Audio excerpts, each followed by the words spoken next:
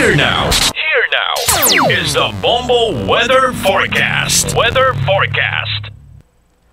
Napaidalom sa wind signal number 1 ang Iloilo, Aklan, Capiz, Guimaras kag Antique ug kanang bilog nga Western Visayas bangod sa Bagyo Verbena. Sandig sa 5 a.m. nga weather bulletin, uli nga nakitaan ang bagyo sa kalayon nga 330 km na sidlangan sang Surigao City, Surigao del Norte.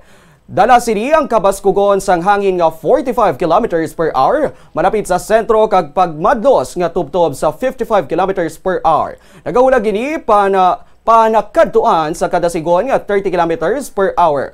Magduwa sa Western Visayas, madamo nga area sa Luzon, Visayas kag Mindanao ang napaidalom suwong sa wind signal number 1. Kung saan din posible ang minimal to minor impacts bangod sa mabasko nga hangin.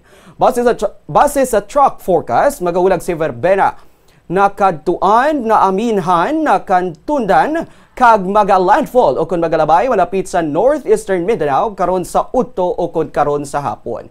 Pagkatapos, magatabog ini sa Visayas kag sa northern portion sang Palawan, halin subong nga adlaw tubtob sa Miyerkules kag magatuhaw sa Miyerkules sang aga.